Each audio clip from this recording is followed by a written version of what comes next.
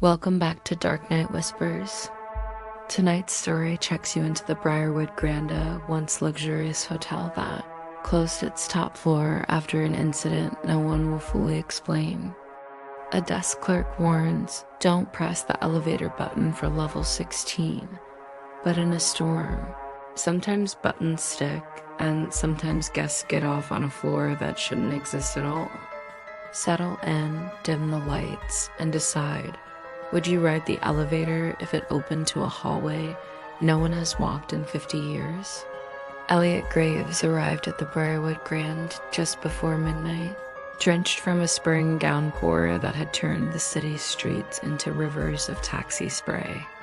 He'd booked the room last minute, anything with a bed and functioning Wi-Fi so he could finish editing a client's film score by morning. The lobby stunned him. Chandeliers glowing like frozen fireworks, terrazzo floors polished into mirrors, bellhop uniforms pressed so sharply they could have sliced bread. Yet despite the grandeur, only 5 guests loitered near the bar, and the night desk clerk moved with the hush of an understaffed museum guard. While Elliot signed the register, thunder rattled the window panes. The clerk slid a brass fob toward him, room 1503. Sorry about the weather, she said, forcing a smile. Then, lowering her voice, elevator center of the lobby. Stops at 15. If it glitches, don't worry, just press the lobby button. Glitches? Old wiring, she answered too quickly. Enjoy your stay, Mr. Graves. Elliot pocketed the fob and crossed the marble floor. The center elevator bronze doors, engraved with climbing roses, dinged open before he pressed the call. He stepped in, set down his suitcase, and pressed 15. No background music, only cable hum. The carriage smelled faintly of citrus polish. Floor 8, 9, 10, a sudden lurch. The panel flickered. 15 went dark and the 16 button glowed red. Must be staff maintenance, Elliot muttered, jabbing 15 again. No response. The elevator slid upward, smooth but relentless, until the light above the door chimed 16. The doors parted.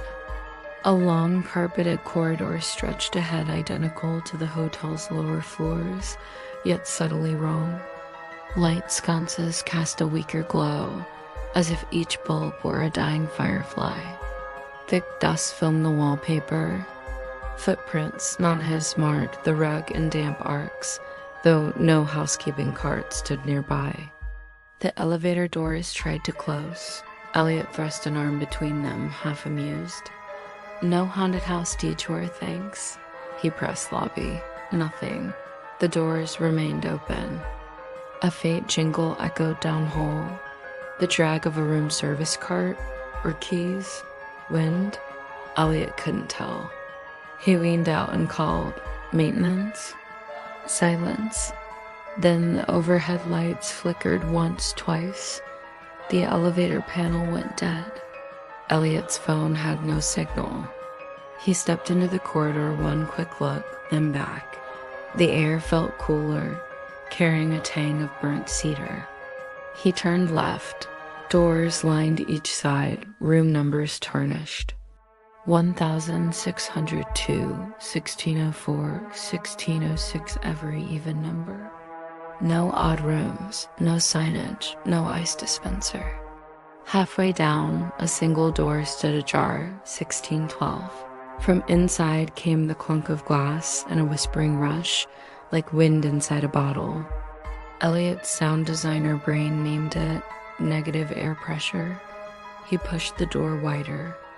Moonlight through gauzy curtains revealed furniture covered in sheets, ghost shapes of armchairs and a vanity.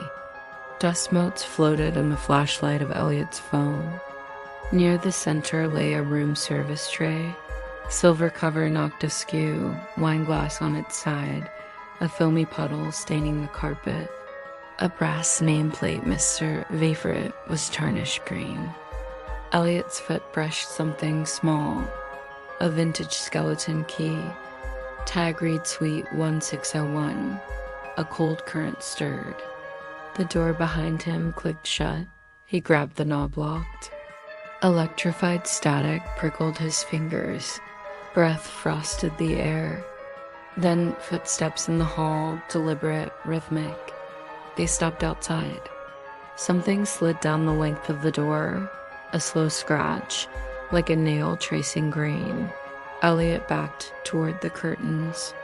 With a sharp inhale, he yanked them aside, windows bricked over from the outside. The scraping ceased. Instead, a voice seeped through keyhole cracks. "Check in, sir." Not quite words, more the shape of words, exhaled by someone who'd forgotten how language felt on the tongue. Elliot's pulse hammered. He scanned the sheet-draped vanity, an oval mirror clouded by grime. Letters bloomed in the haze. THEENDOFTHALL. "Who's there?" Elliot tried.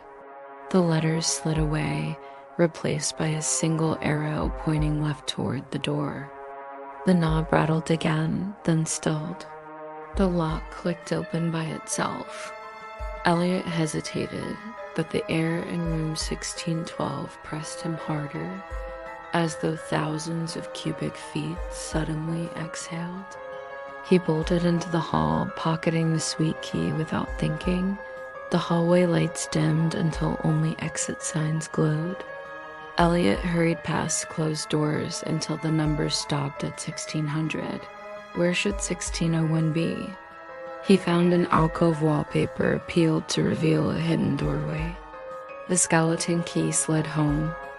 Inside Suite 1601 was a time capsule. Velvet drapes, gilt headboard, ashtray filled with lipstick-rained cigarettes. A phonograph sat on a side table, its record spinning though no power hummed. Music played a crackling waltz, strings warped by decades. On the bed lay an open gas ledger. April 7th, 1973, Walter Everett, Chicago.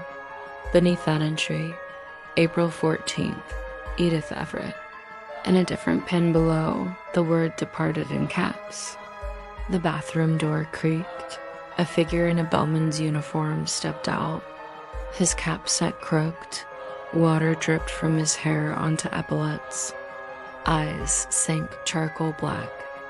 Elliot froze. The bellman extended a silver tray. Upon it, the brass fob marked 1503 Elliot's room.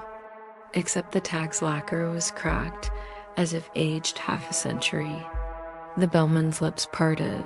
"Room service," he rasped. From his mouth spilled murky water, streaming down his chin to the floorboards. Elliot lurched backward, clutching the fob. The phonograph needle screeched across vinyl. Lights flared, then burst, plunging the suite into darkness. He sprinted out, slamming the secret door. At corridor's end, a red exit sign flickered above fire stairs. Elliot shoved the bar and plunged down concrete steps. Each landing labeled floors descending 15, 13, but he passed numbers too fast. At 11, the door was welded shut. Water dripped from the ceiling thick, salty. Somewhere above, the bellman's tread paced, slow and measured. Elliot pushed down flight after flight steps repeating. 9, 8, 9 again. The stairwell looped. Heart pounding, he yanked a service phone from the wall, line dead. But a faint operator buzz crackled. Grand switchboard. "Which room, please?" "Help me in the fire stairs. I'm stuck." "Certainly, sir." "Connecting you to Suite 1601. "No." Quick then, the watery waltz drowned the handset. Elliot hurled it aside. The landing lights snuffed out from top down. As darkness chased him, he shoved through the nearest floor door into the lobby. Somehow, 3 mud-esque lamp glowed. The clerk looked up, unsurprised at Elliot's soaked clothes and cut knuckles. "You missed checkout, Mr. Everett," she said. He stirred. "Everett?" She slid forward a guest bill dated 1973, ink still wet. Beside it, a Polaroid of Elliot stepping from the elevator onto floor 16 moments earlier. "I'm not," the lobby clock chimed. Electricity popped, every chandelier bulb dimmed to embers. Guests at the bar flickered like faulty holograms, revealing drowned faces beneath 1970s attire. The clerk's smile fell. "Someone was staying suite 1601, sir. House rules since the fire." "What fire?" She nodded toward a bronze plaque on the wall. "In memoriam Walter and Edith Everett. Perished April 21st, 1973. Elevator malfunction, floor 16. Elliot's reflection in the polished plaque looked older, gray at the temples, water dripping from his hair. The lobby shifted, colors fading like a vintage film reel burning out. Behind him, the bellman waited, tray poised. On it now sat a key tag etched 1601 E. Graves. Elliot backed toward the revolving door, but glass panels showed only more lobby, a duplicate world warping outward, no street beyond. Rain pounded invisible walls. The clerk's voice echoed from every direction. "A guest checks in. A guest checks out. You took Mr. Everett's key. Balance must be kept." The bellman stepped closer, water sloshing in his shoes. He raised the tray, an offering. Elliot turned, sprinting to the elevator. Doors obeyed. The carriage descended past numbered floors that blurred. 12, 10, 7, 3, then plunged into dark. The panel lit one final floor, the basement. Doors clanged open to reveal an endless mirrored hall.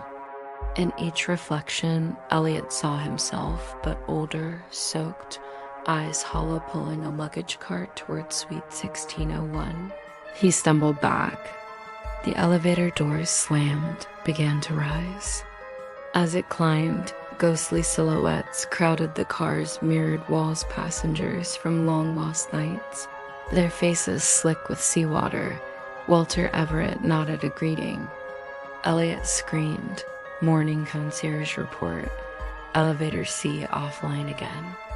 A new brass fob added to the pegboard.